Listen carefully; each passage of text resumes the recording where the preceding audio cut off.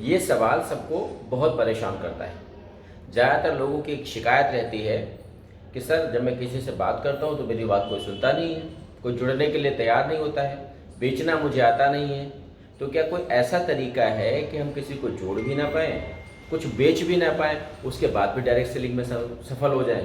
तो आज हम इसी टॉपिक पे बात करेंगे कि अगर आपको बेचना भी नहीं आता है, साथ ही साथ आपको जोड़ना भी नहीं आता है, फिर भी आप डायरेक्ट सेलिंग में सफल कैसे हो सकते हैं। दोस्तों नमस्कार, मैं Om Narachi, motivational speaker, business consultant and mentor. आज इस टॉपिक पर बात करूंगा और आपको बताऊंगा कि आप जब किसी को जोड़ने जाते हैं या किसी को अपने साथ काम करने के लिए प्लान दिखाने जाते हैं और वो मना कर देता है तो आपको क्या दिक्कत आती है। आपके पास जो भी प्रोडक्ट हैं, उन प्रोडक्ट को जो आप सेल करने जाते हैं तो आप डिस्क्राइब नहीं कर पाते हैं, तो आपसे लोग जुड़ने के लिए तैयार नहीं होते हैं, तो आपको बहुत हेजिटेशन होता है और आपको बहुत गुस्सा आता है यार कि मैं क्या करूं, मेरे साथ तो कोई काम करने के लिए तैयार ही नहीं हो रहा है। तो मैं आज आपकी उसी समस्या का समाधान करने आया। आप मेरे साथ बने रहिए इस वीडियो में, शुरू से लेकर आखिरी तक। मैं आपको स्टेप टू स्टेप वो सारे प्रोसेस बताऊंगा, कैसे प्रोसेस से आप किसी को अपने साथ काम करने के लिए अग्री कर सकते हैं। प्लीज़ एक काम और आप करिए, हमारे वीडियो को लाइक करिए, सब्सक्राइब करिए, कमेंट करिए, ताकि मैं इस तरीके की बहुत सारे वीडियो बनाऊं। जैसे कि मैंने पहले आपको बताया था कि मैं डायरेक्ट सेलिंग नेटवर्क मार्केटिंग को लेकर एक सीरीज़ बनाने वाला हूं।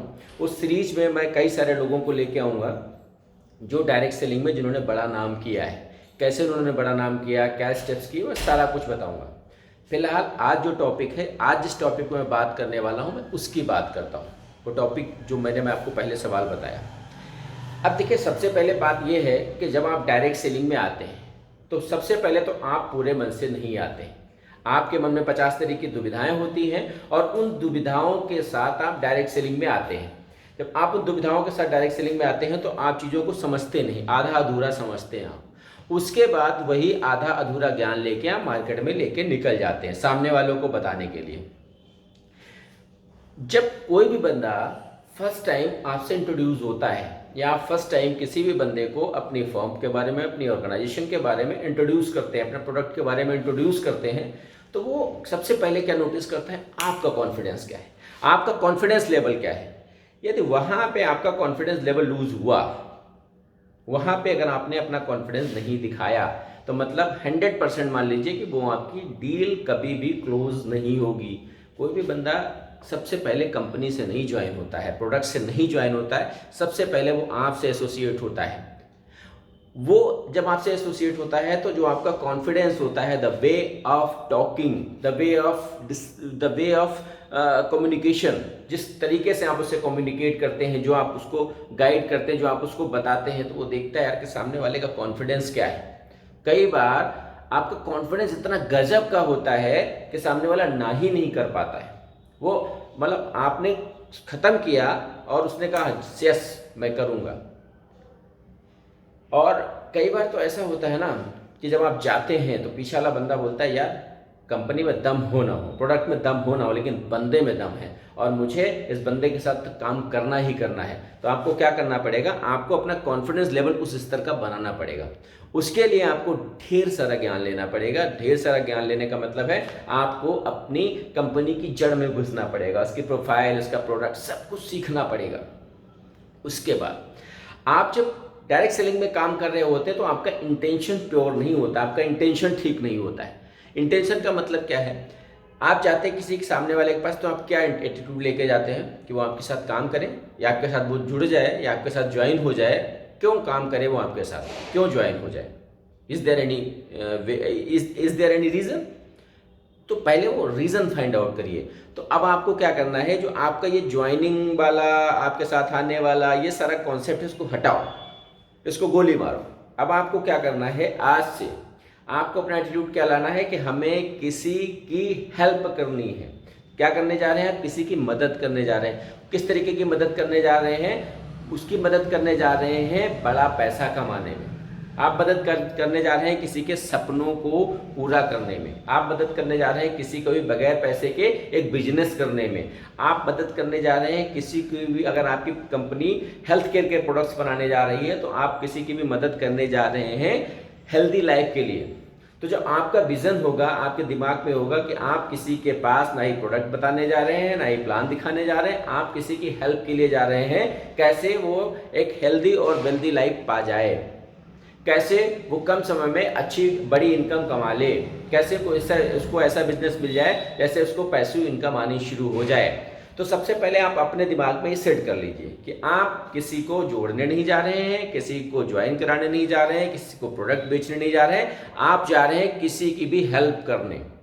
और जब आप, अच्छा एक बात बताइए, मैं आपसे पूछता हूँ, फॉर एग्जाम्पल आप रास्ते में जा रहे हैं, रास्ते में जाते समय आप बाई चांस कार से जा रहे हैं और आपके सामने कोई कार या किसी चीज़ का एक्सीडेंट हो जाता है, आप फट से अपने कार साइड में लगा के आप उसकी हेल्प करने जाते हैं। जो हेल्प करते हैं तो आपको क्या सुकून महसूस होता है ना, क्यों? क्योंकि आपने किसी बेचारे की हेल्प कर दी।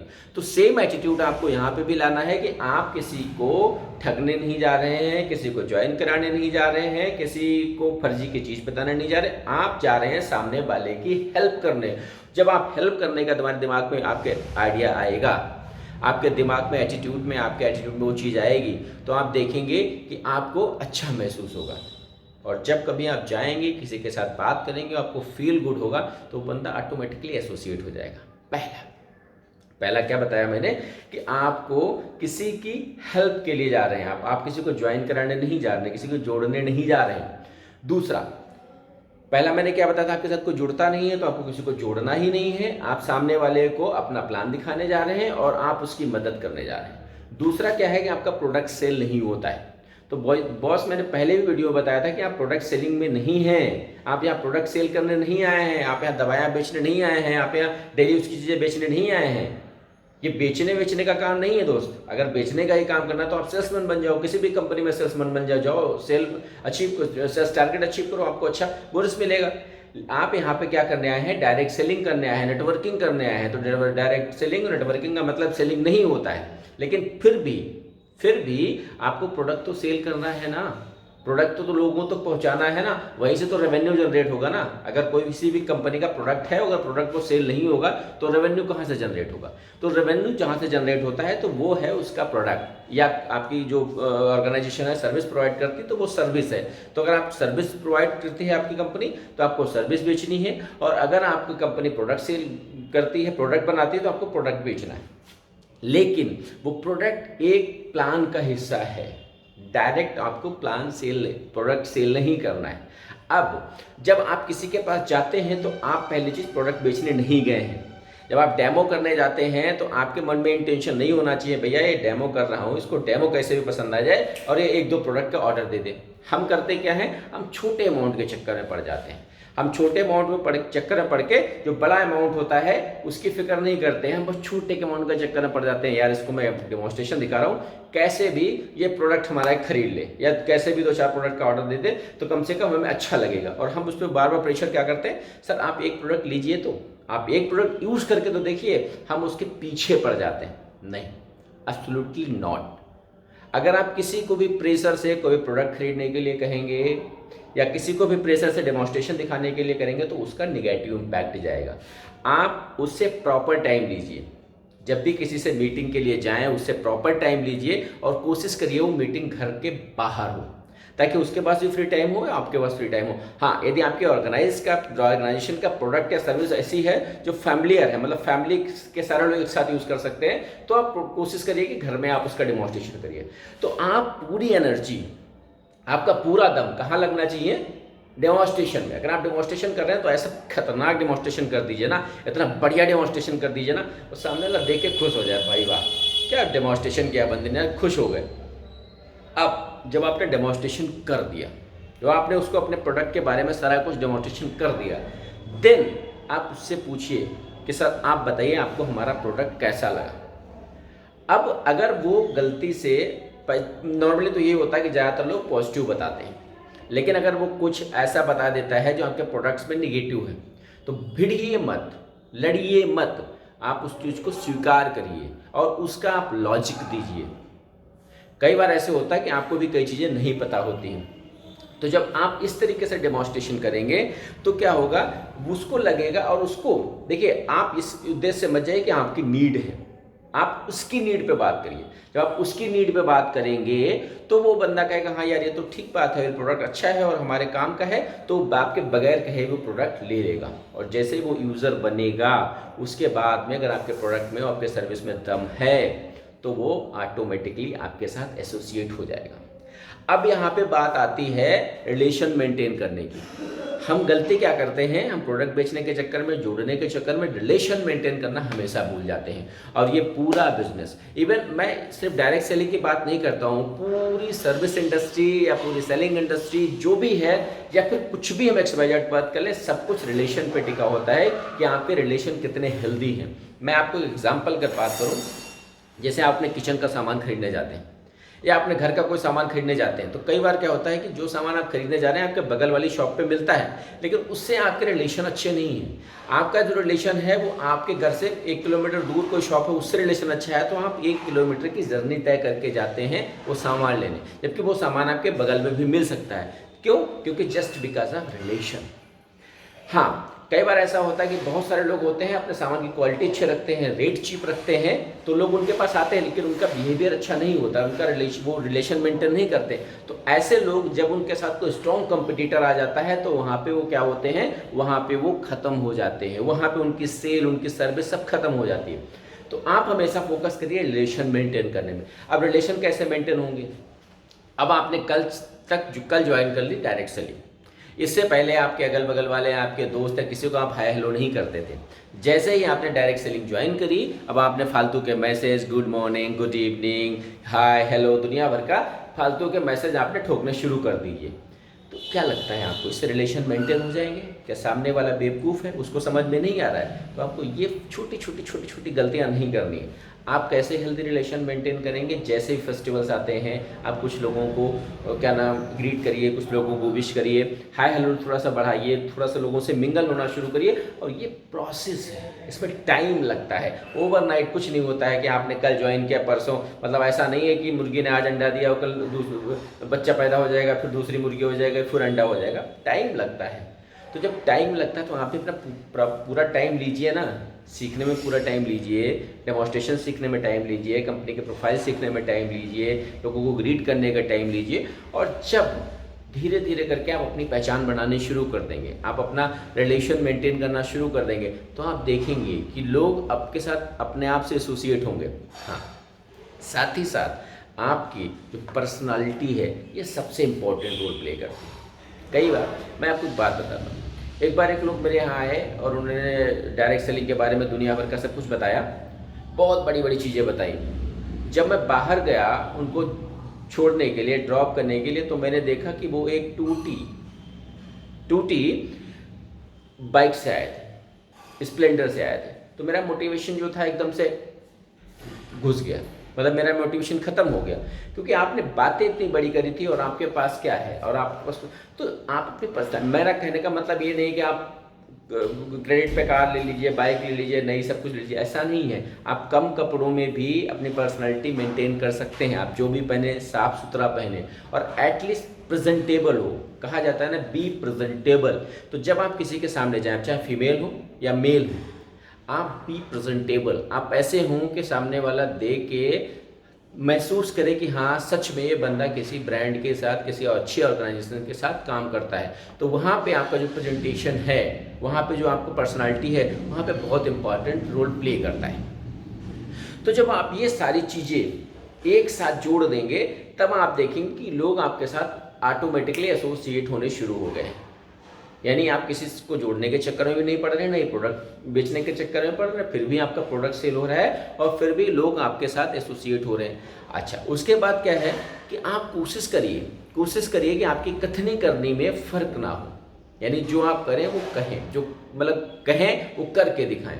बहुत सारे लोग होते हैं बातें बहुत बड़ी बड़ी कर देते हैं लेकिन कर कुछ नहीं पाते हैं। तो कहने का मतलब ये है कि आप सामने वाले को ख्वाब दिखाइए, लेकिन ऐसे भी ख्वाब न दिखा दीजिए।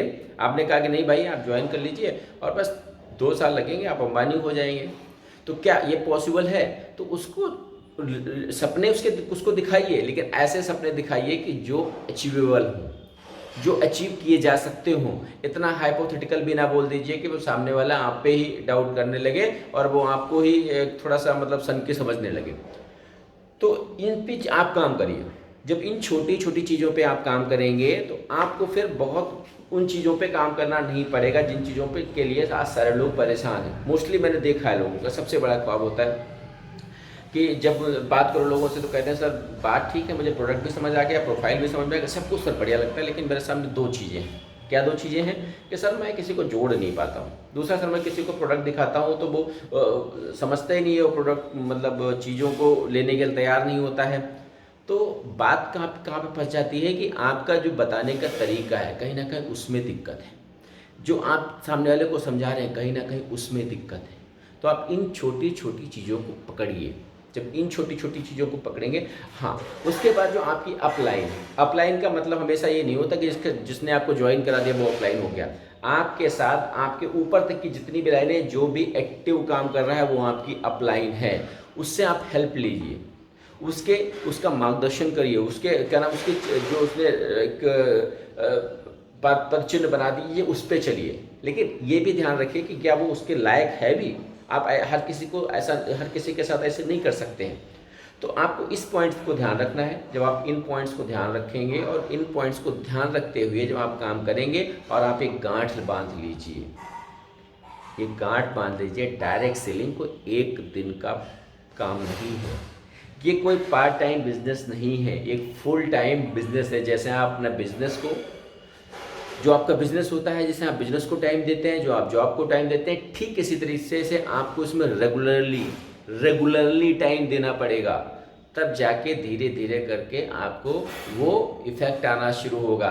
लेकिन यहाँ पे जो आपका जो सक्सेस रेशियो है वो गुणात्मक है, धनात्मक नहीं है। मतलब यहाँ पे 2+2 क्या, 2+2, वहाँ पे क्या होगा, 4 होगा। यहाँ पे क्या है, 2+2+2 इंटू 2 होगा। तो अगर वहाँ पे से 2+2 4+2 6 होगा, वहाँ पे 2 तो 4, 4 चक्कू 4 दूनी 8 हो जाएगा। तो इस तरीके से आपका यहाँ पे मल्टीप्लिकेशन, जो आपका यहाँ पे जो आपकी सक्सेस होगी वो मल्टीपल होगी, यहाँ पे आपकी धनात्मक नहीं होगी। तो जब आपकी टीम बनेगी, और आपको मेन फोकस उसी पे करना है, आपकी टीम बनाने पे, और जब आपकी टीम बनेगी तो वहाँ पे आपका जो रिलेशन है, जो आपका लोगों से बात करने का तरीका है, आपके जो वहाँ पे रिलेशंस हैं वो सबसे ज़्यादा काम आने वाले हैं। तो आगे से आपको क्या करना है, किसी को जोड़ने के चक्कर में नहीं पड़ना है, कुछ सेल करने के चक्कर में नहीं करना है। जो मैंने आपको बताया है, आपको अपनी चीज़ों के बारे में इतना कॉन्फिडेंट हो जाना है, और किसी को भी इतने कॉन्फिडेंस के साथ बताना है कि ना चाहते हुए भी वो बंदा आपके साथ एसोसिएट हो जाए। तो दोस्तों, काम करिए इस पर, और उसके बाद आप हमें बताइए कि इसमें से आपको रिजल्ट आ रहा है नहीं आ रहा है। ये हमारा दूसरा वीडियो है। मैं आगे फिर इसी टॉपिक पर कुछ और वीडियो लेके आऊँगा। तब तक के लिए मैं अपनी वीडियो को यहीं पे बाइंड अप करता हूँ, और प्लीज़ आपसे रिक्वेस्ट है, आप हमारे चैनल को सब्सक्राइब करिए, शेयर करिए, कमेंट करिए। मैं आगे और इस पर कई तरह की वीडियो लेके आने वाला हूँ, और यकीन मानिए अगर आप हमारे साथ बने रहेंगे तो आप सीरियसली ग्रो करेंगे, और कोई नहीं रोकेगा आपको ग्रो करने से। लेकिन आपको सारे स्टेप्स फॉलो करने पड़ेंगे, जो चीज़ें मैं बता रहा हूँ आपको फॉलो करना पड़ेगा। Thank you so much.